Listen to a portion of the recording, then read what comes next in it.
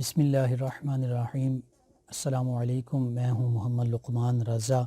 اور پروگرام شان رمضان کی ایک نئی ویڈیو لے کر آپ کی خدمت میں حاضر ہیں۔ چونکہ رمضان المبارک الوداع ہو رہا ہے، رمضان المبارک کی آخری گھڑیاں جو ہیں وہ ہم سے رخصت ہو رہی ہیں، اور اس حوالے سے چاند رات وہ بھی ہم انشاءاللہ ہمارے نصیب میں ہوگی۔ تو رمضان المبارک کے بابرکت مہینے میں ہم نے کوشش کی کہ اس کی رحمتوں اور برکتوں کو سمیٹ سکیں، پھر ہم آپ کی خدمت میں ویڈیوز بھی معلومات سے بھرپور پیش کرتے رہے، اور امید ہے آپ نے ان سے فائدہ بھی اٹھایا ہوگا، آپ کو پسند بھی آئی ہوں گی، اور اسی طرح انشاءاللہ اس پر کام جاری رہے گا۔ جو رمضان المبارک کی آخری رات ہے، اور خصوصاً یہ کیونکہ عید کی رات ہے اور چاند رات بھی اسے کہتے ہیں، جب ہم پیارے آقا صلی اللہ علیہ وآلہ وسلم کی تعلیمات پر غور کرتے ہیں تو پھر ہمیں پتہ چلتا ہے آپ صلی اللہ علیہ وآلہ وسلم نے اسے لیلۃ الجائزہ بھی فرمایا، یعنی یہ اپنا جائزہ لینے کی بھی رات ہے، اپنا احتساب کرنے کی بھی رات ہے، اور یہ جزا کی بھی رات ہے۔ اس رات میں اللہ سبحانہ وتعالی کی طرف سے ہمیں انعامات بھی ملنے ہیں، اور نبی کریم صلی اللہ علیہ وآلہ وسلم کے ایک فرمان کا مفہوم یوں بھی ہے کہ یہ وہ رات ہے کہ جس میں اللہ سبحانہ وتعالی اپنے بندوں کو جزا عطا فرماتا ہے، اور یہ بھی فرمایا کہ جب کوئی بندہ مومن جب کوئی مزدوری کرتا ہے تو اس کی مزدوری جو ہے اس کو ضرور دے دی جاتی ہے، اس کا پسینہ خشک ہونے سے پہلے دے دی جائے، یہ بھی فرمایا گیا، اور اس کی مزدوری اسے دی جاتی ہے۔ تو یہ مزدوری دیے جانے کی یعنی انعامات کے حصول کی رات ہے اور لیلۃ الجائزہ ہے، اور پیارے آقا نے یہ بھی فرمایا کہ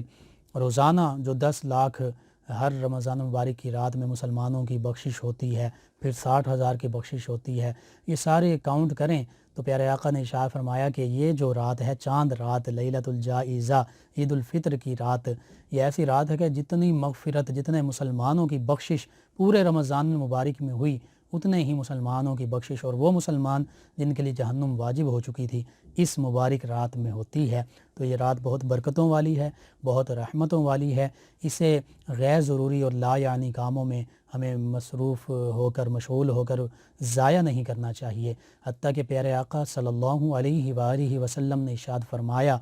کہ جو عید الفطر اور عید الاضحیٰ کی راتوں میں، یعنی چاند رات عید الفطر کی، اور اسی طرح عید الاضحیٰ کی جو عید آنے سے پہلے والی رات ہے، جو عید کی رات ہے، ان کے بارے میں حضور نے فرمایا کہ جو عید الفطر اور عید الاضحیٰ کی راتوں میں اللہ تعالیٰ ان راتوں کو اللہ تعالیٰ کی عبادت سے زندہ رکھے گا، اللہ سبحانہ و تعالیٰ اس کے دل کو اس دن بھی زندہ رکھیں گے جس دن سب لوگوں کے دل مردہ ہو جائیں گے۔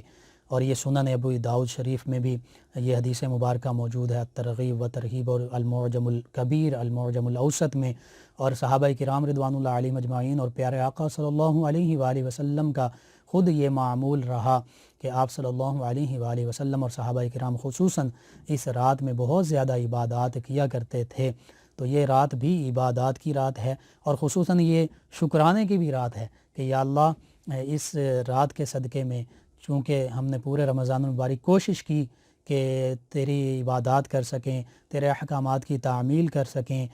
تیرے پیارے حبیب کے فرامین پر عمل کر سکیں، نماز باجماعت پڑھنے کی کوشش کی، تراویح باجماعت پڑھنے کی کوشش کی، روزے رکھنے کی کوشش کی، دیگر اچھے اچھے اعمال کرنے کی کوشش کی، تو یہ رات شکرانے کی رات ہے۔ اس رات میں اللہ سبحانہ وتعالی کا شکر ادا کیا جائے کہ یا اللہ تیرا شکر ہے، جتنا ہم سے ہو سکا ہم نے تیری عبادت کی، کما حق ہو تو تیرا حق ادا نہیں کر سکے، عبادات نہیں کر سکے، جو ٹوٹی پھوٹی ہماری عبادات ہیں اس رات کے صدقے میں یا اللہ لیلۃ الجائزہ جو